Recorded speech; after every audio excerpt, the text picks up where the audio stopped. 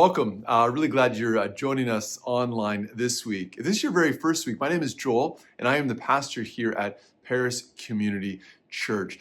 Today, I welcome you from one of the offices here at the church. And the reason I'm in this place is because today we're starting a new series called Made for Mondays. And it's a series that is going to look at how do we find greater meaning in the midst of the places that we work. And so I thought, why not share with you a little bit of the space that I spend a number of hours every week in doing the work here at the church.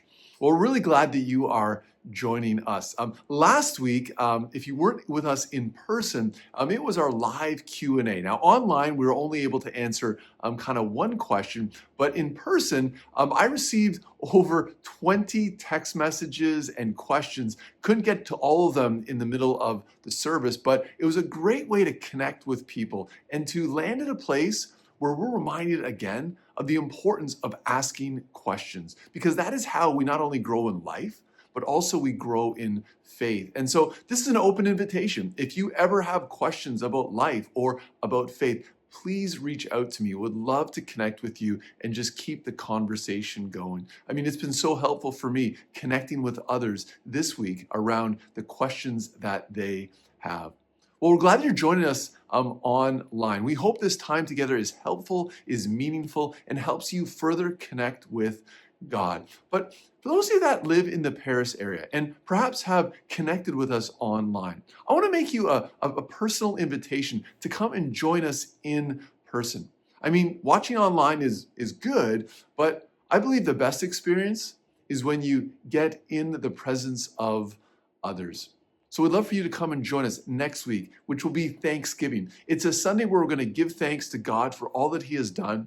We're also going to kick off another initiative for us as a church to be for our community. And I'm really excited about this because it's an initiative that has been started by our youth. And so a bit of a sneak peek. So if you want to hear more, join us in person as we're going to see another opportunity to connect with people to make a difference in our community. Well, thank you for joining us. We would ask if you find this helpful to share with others, to like it, to make comments so that others can hear the message that God is for them. Really glad you are joining us this week. I'm looking forward to Ryan and his message as he kicks off this new series, Made for Mondays. Thanks for joining us. Have a great rest of your day.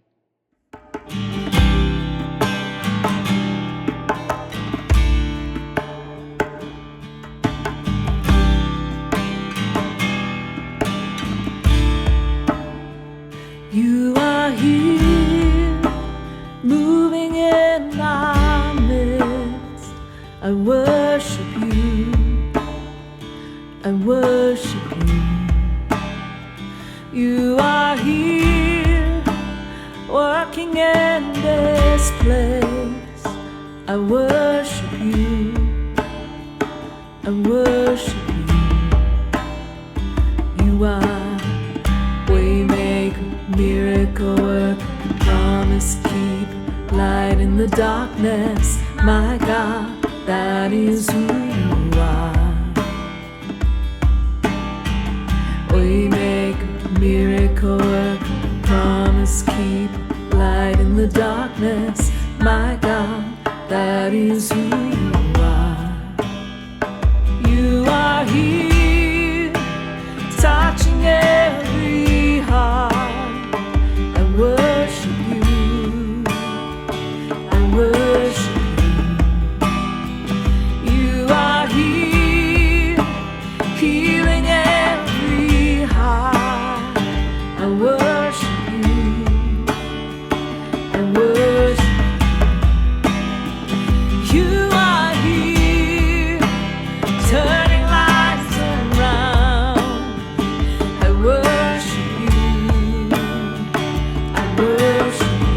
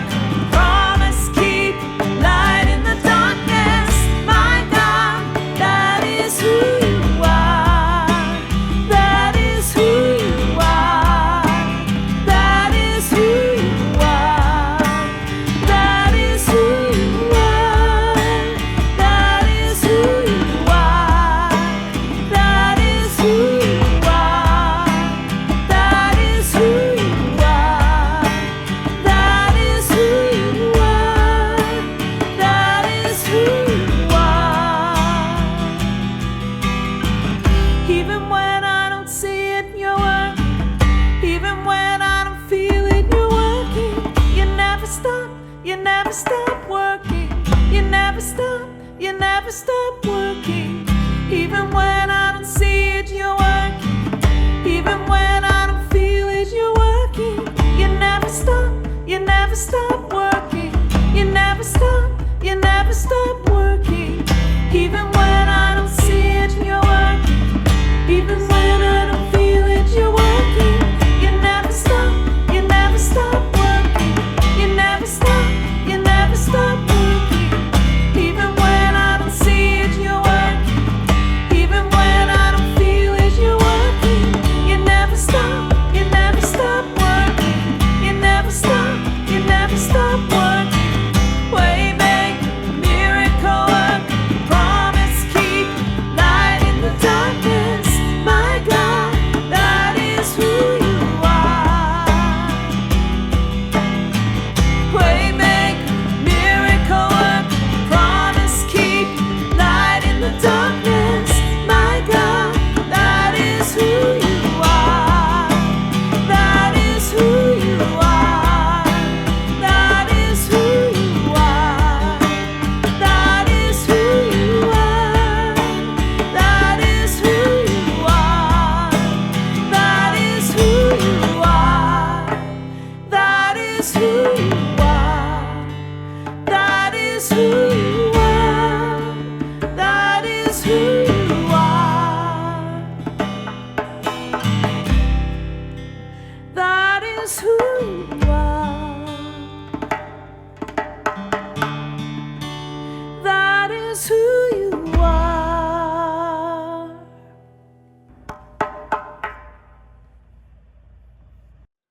Well, hi, I'm Ryan. I'm a member of Paris Community Church, and I'm kicking off a series that we're just starting out here, all about Mondays, where we're going to be exploring the question of what it means to serve God well in our work, because that's how a lot of Mondays start out, with work, whether that's work at home, work out in the community, volunteering, paid, whatever kind of occupation you find yourself in, occupying your time. We're going to be exploring that kind of thing in this series. We're going to start today with the story of a man in the Bible, Daniel, who was able to serve God well in his work, unusual as it was. And I'm going to share a little bit of my own story too, of trying to serve God both in ministry and then in business. It's important because sometimes Christians get the impression that there's something wrong with work, that God only really values church work, or that certain occupations are valued and others aren't, and some are just to be endured until you can get out. But we're going to explore how we can find meaning and purpose in a lot of different kinds of work, and how God values the work we do, whether it's with our hands, in an office, volunteer, paid, in church, out of church. Later in the series, Joel's going to get into the why of all this, exploring God's surprising story about work, how it was his idea in the first place, how it went wrong, and how Jesus brings it back to life. But today we'll just focus in on this story, the story of Daniel, a few hundred years before Jesus, written in the Old Testament part of the Bible. We'll look at it in a few sections, starting with chapter 1, verse 1. In the 3rd year of the reign of Jehoiakim, king of Judah, Nebuchadnezzar, king of Babylon, came to Jerusalem and besieged it. And the Lord delivered Jehoiakim, king of Judah, into his hand, along with some of the articles from the temple of God. These he carried off to the temple of his God in Babylonia, and put in the treasure house of his God. Well, it sure starts with bad news. Israel has been overrun by the Babylonians. Now, I know you might not know where Babylon is today. It's modern-day Iraq. And this represents Israel's complete humiliation. The destruction of their temple's valuables, desecration, being carried off to a foreign land and put in the temple to a foreign god. The king of Babylon doesn't only want to destroy them militarily, he wants to destroy the Jewish people in terms of their religious spirit and their spirit as a distinct people as well. He gives them this ultimate insult and subjugation by hauling off their religious artifacts. That's where the story starts. He wants us to know that the king of Babylon has come to exert his dominance over the people of Israel. But then it gets worse. It doesn't stop there. In verse 3, then the king ordered Ashpenaz, chief of his court officials, to bring into the king's service some of the Israelites from the royal family and the nobility, young men without any physical defect, handsome, showing aptitude for every kind of learning, well-informed, quick to understand, and qualified to serve in the king's palace. He was to teach them the language and literature of the Babylonians. The king assigned them a daily amount of food and wine from the king's table. They were to be trained for 3 years, and after that they were to enter the king's service. So not only has the king taken away their religious artifacts, he's taken away some of their very best people too, and is making these people live in exile. He takes the very best, the young, the noble, the handsome, the educated young men of Israel, and brings them into his court to teach them his ways. He's sending an even bigger message to the Israelite people now and the rest of the world. You're mine now. He took the very best of their religious devotion, now the very best of their future political leadership, and he wants them to know that he owns it all. There's a few other benefits for Nebuchadnezzar in doing this to the Israelites too. By hauling off their very best people, he's making it clear they report to him now. He's discouraging rebellion and treating them like hostages. And he's trying to sort of Babylonize their future leaders, make them look like him, think like him. And he's adding to his manpower too, adding to his potential leadership. He's physically and psychologically letting the Israelites know that they are dominated by Babylon. He goes even further though, in verse 6. Among those who were chosen were some from Judah, Daniel, Hananiah, Mishael, and Azariah. The chief official gave them new names.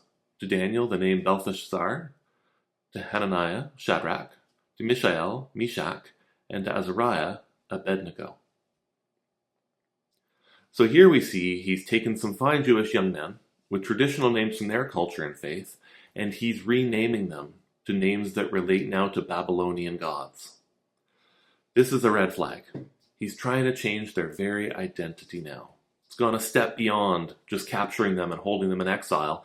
Now he wants to change who they are. So what does somebody like Daniel do in this situation? Well, I think he has 3 main choices.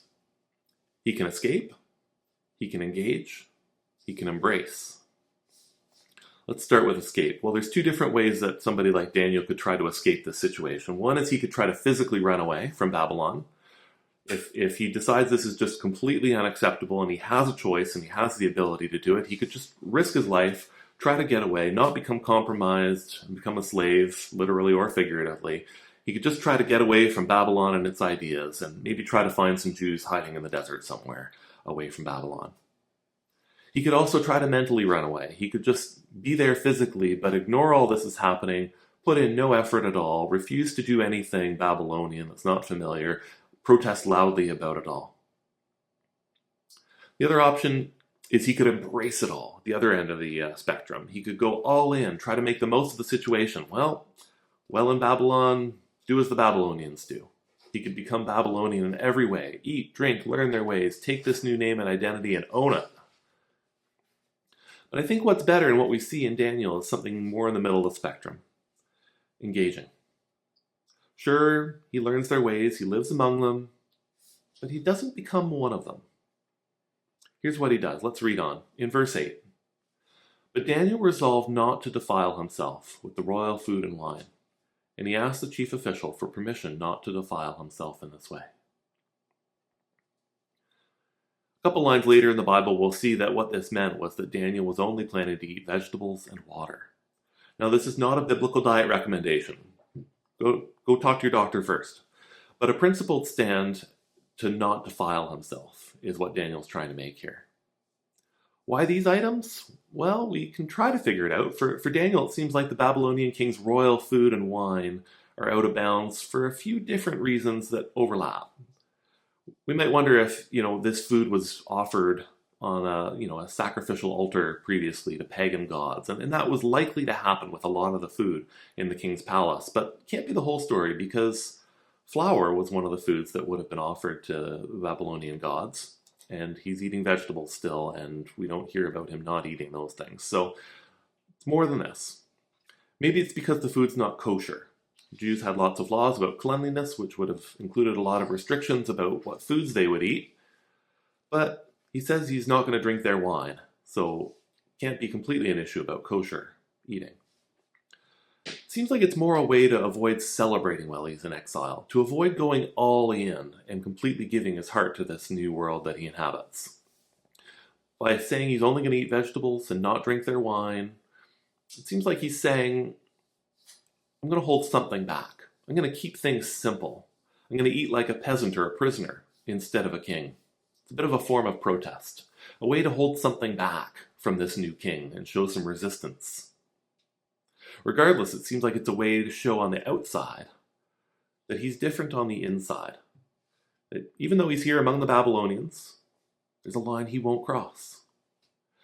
Even while he's living here among this overwhelming cultural force, cultural, educational, religious, military assimilation, all pressing in on him, he counters with his own distinct counterculture by refusing to completely be assimilated. And it gets noticed. In verse 9, now God had caused the official to show favor and compassion to Daniel. But the official told Daniel, I'm afraid of the Lord my king, who's assigned you food and drink. Why should he see you looking worse than the other men your age? The king would have my head because of you. Daniel then said to the guard, whom the chief official had appointed over Daniel, Hananiah, Mishael, and Azariah, please, test your servants for 10 days. Give us nothing but vegetables to eat and water to drink. Then compare our appearance with that of the young men who eat the royal food, and treat your servants in accordance with what you see. So he agreed to this, and tested them for 10 days. Alright, so the king of Babylon has brought these young men here, and they're supposed to be like trophies almost. They're supposed to look good as part of his court. They're supposed to show visitors to his court that he's dominated this group of people. And you can imagine if, as a newly captured trophy, Daniel starts loudly proclaiming his opposition to everything Babylonian, it's not going to go well. He could end up executed, exiled, or just lose his position of influence that he might achieve here. Be a wasted opportunity. So what he takes is more of a principled stand. He decides where his line is, and he holds it there. You can change where I live, what I do. You can call me whatever name you want, Babylon king, but you will not change my identity. I know who I am in God, and you're not going to change that. That's where this stops. And for Daniel, he shows that on the outside, this little bit of resistance, by not completely giving into the party culture that's around him. He's not going to drink the wine. He's not going to eat the fancy food. He's going to keep things simple, even while he does the work, even while he lives there, even while people call him a new name. He's going to make sure his true identity, his strong moral compass, is there, evident in him in some way, that he is a faithful Israelite. And that's going to be obvious enough to others that they start to ask questions. Like this official who's worried that the king's going to notice that Daniel's diet is different, that if he doesn't look quite as well fed and well wined and dined as the other trophies, the king's going to think something's wrong and it's the official's fault. And so he uses fear to try to bring Daniel and his friends into line, but Daniel just says, well, let's let God's work speak for him. Let my work speak for God. Well, in verse 15 we see, at the end of the 10 days, they looked healthier and better nourished than any of the other young men who ate the royal food. So the guard took away their choice food and the wine that they were to drink and gave them vegetables instead. To these 4 young men, God gave knowledge and understanding of all kinds of literature and learning, and Daniel could understand visions and dreams of all kinds. At the end of the time set by the king to bring them into his service, the chief official presented them to Nebuchadnezzar. The king talked with them, and he found none equal to Daniel, Hananiah, Mishael, and Azariah. So they entered the king's service. In every matter of wisdom and understanding about which the king questioned them, he found them 10 times better than all the magicians and enchanters in his whole kingdom. Because of his identity, rooted in God, Daniel performs his work in the court differently than anyone else. 10 times better, in fact, we hear. And this is no accident. Daniel sees things differently from anyone else. And it's because of his relationship with God, because he's secure and clear in his identity, being rooted in God, he's able to do things that no one else can. Everyone else in the court is trying to divine things, to figure them out for themselves, making guesses based on all kinds of superstitions. And yet Daniel has a direct line to God. In helping manage the Babylonian kingdom, Jewish exiles included, Daniel's able to be a better advisor, give better input, do better work than anyone else. May even lead to better outcomes for all of them. Imagine, it's possible that because of Daniel's unique position and his principled work, knowing where his line is, knowing who he is, that because of his influence in the court of the Babylonian king, fewer people may have died of famine. There may have been more justice than if the Jews and others had simply given in and become like all the other sages or simply run away. God needed a man like Daniel exactly where he had him. So what can we learn from all this? Well, this book of Daniel, was written for those who found themselves in exile again. And they would have seen in Daniel that to be in another world like Nebuchadnezzar's for Daniel, or where they were being exiled to, doesn't mean they're out of God's reach. Even under a foreign king, foreign officials, given foreign names and titles, a foreign education and a foreign diet to serve in a foreign court, even under all that strong cultural pressure to make Daniel and the people around him Babylonian, God was still working through Daniel. He was still working through all that, even in surprising places and in surprising ways. He was using faithful people in unexpected places and cultures. All this was pointing to an even better story, though, where God was going to send his son Jesus into a broken world, just like he sent Daniel into a broken culture and a broken place and a broken court, to live differently and attractively. Jesus was going to be sent into this broken world, but not defiled by it. There would be a line that Jesus would never cross. He never sinned. He would work to bring about a new kind of world called the kingdom of God. And Daniel, who would later experience, close brush with death as well, would point the way to Jesus, who would ultimately experience death and overcome all the broken forces that lead to it. Daniel would even get a chance to speak about this to King Nebuchadnezzar because of his position in that court, because he was able to engage, not escape or fully embrace it, but because he was secure in his identity and he knew he was a child of God, even in that place, he was able to speak to King Nebuchadnezzar about the coming kingdom that would come about through Jesus. He was able to point the way beyond himself to someone greater who was still to come, who would have a kingdom greater even than Nebuchadnezzar's.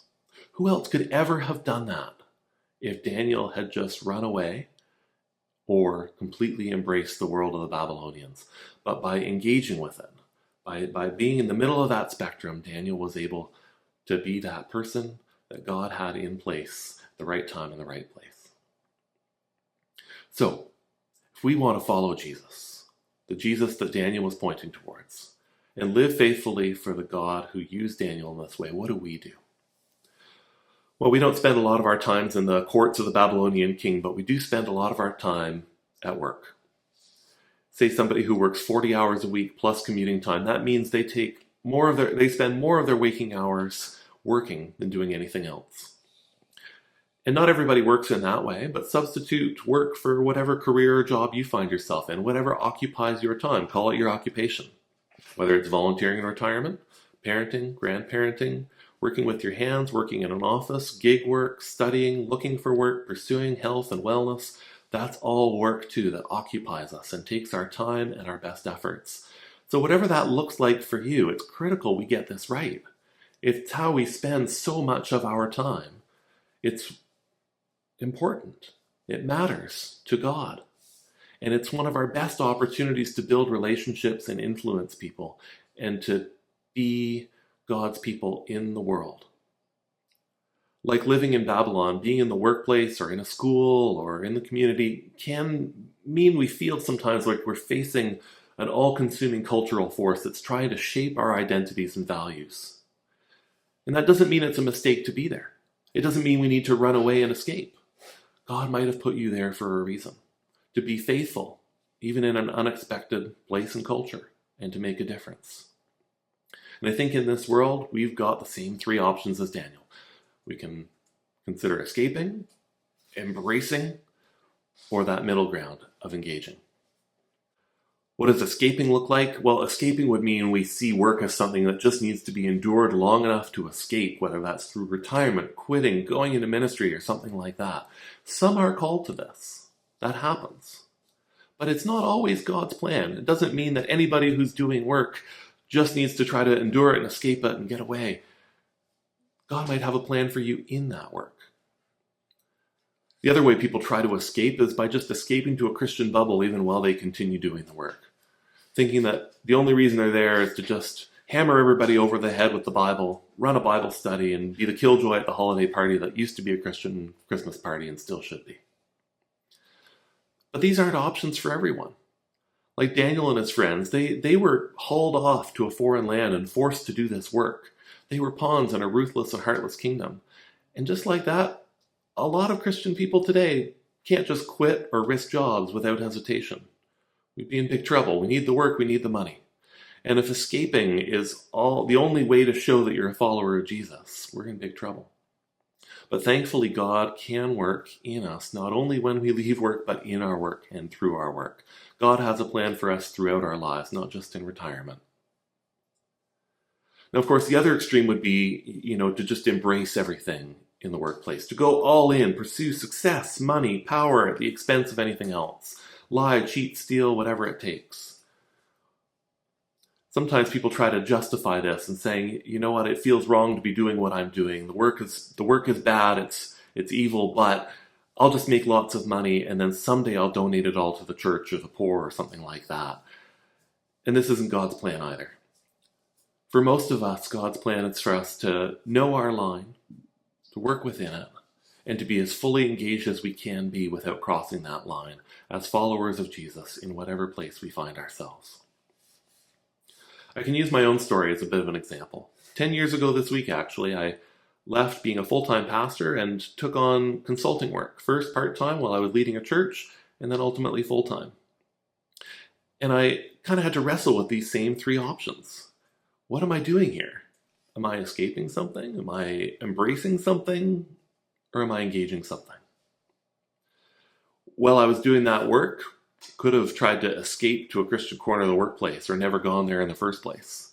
And said, okay, I'm only here to lead a Bible study, hand out literature about the Bible, or police people's language, or moralize about the work they're doing. Or on the other extreme, I could have said, all right, I'm just here to embrace it all. Forget it all. I'm done with the whole Christian thing. I'm just here to just make money, and who cares? I'd find myself probably quickly having to support causes I didn't agree with, giving in to pressure to cheat, lie, or ignore what's right. Ultimately, I decided I was probably here to engage, to do the work well, with humility, with respect, with patience and diligence. And as I look back on that, I was able to identify some great outcomes of engaging in that way. Some of that engagement looked like doing good, high-quality work. I found it fulfilling and interesting and appreciated by others. Another good outcome of engaging in work this way and not staying in a Christian bubble was that it made followers of Jesus accessible to people who might never have met one otherwise. As I worked in downtown Toronto doing consulting, I found myself surrounded by people from around the world. Diversity far greater than anything I'd ever experienced being in church ministry. And they knew a follower of Jesus now, and I remember people coming to me and saying, would you pray for me about something? There was also direct opportunities to do good work that mattered, that work with a purpose. I found myself at a bank consulting and working with a group of people who were trying to find ways to make banking more accessible for people who didn't have a bank account today because they were unhoused or for other reasons. And I realized just how many people in that room were Christians, and we were there because of what we cared about. I also got to work on AI ethics. How were we going to use AI and not use AI to make sure people were safe and protected from some of the downsides? So there were direct opportunities to do good work, to bring a Christian perspective to places that otherwise wouldn't have that. There were also opportunities to influence people. I was at a table once when some difficult decisions were being discussed about people that really mattered. And I was able to say to those in charge, the way you're announcing this is going to hurt people, and there may be a better way to communicate this. There was opportunities to build community. Walking the path downtown Toronto, seeing the same people over and over again, seeing them at social events, and building relationships to the point that at one of those social events, somebody turned to me and shared his son's challenges at school and asked for some pastoral advice.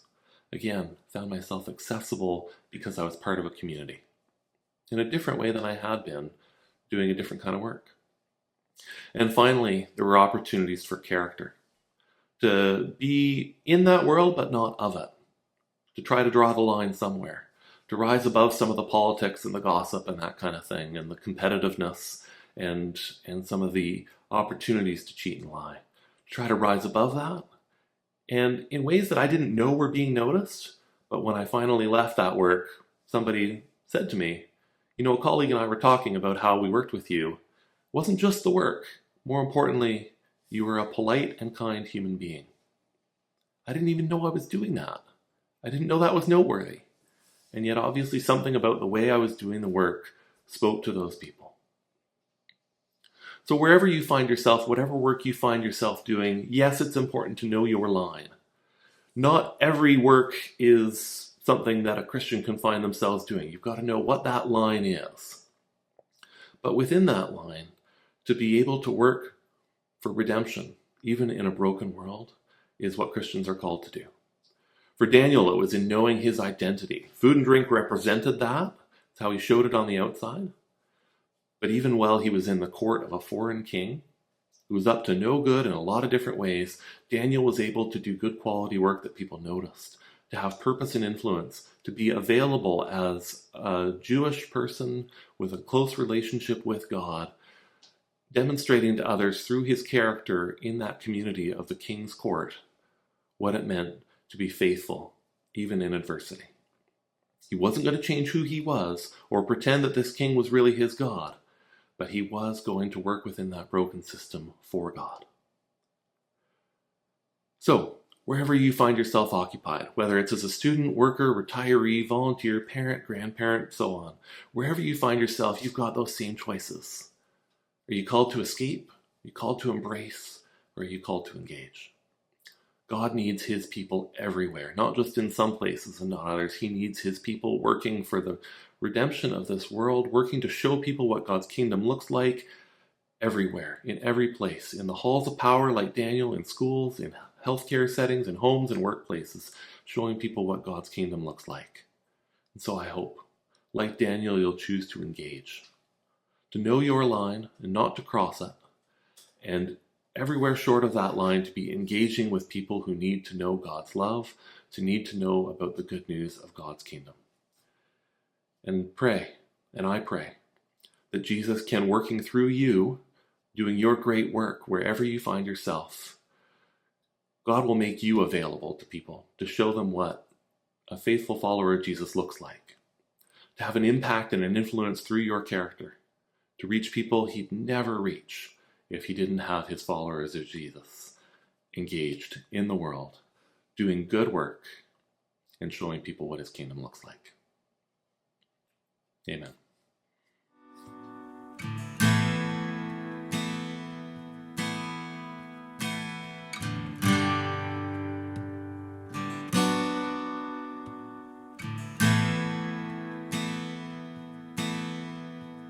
You give life, you unlock, you bring light to the darkness, you give hope, you restore every heart that is broken.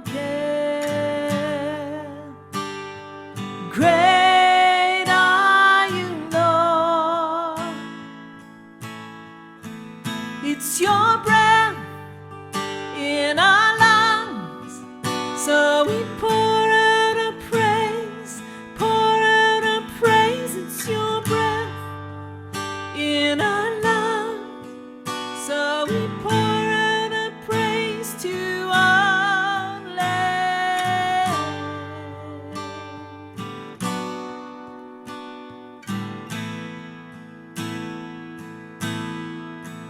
You give life, you unlove, you bring light to the darkness, you give hope, you restore every heart that is broken. Great are you, Lord. It's your breath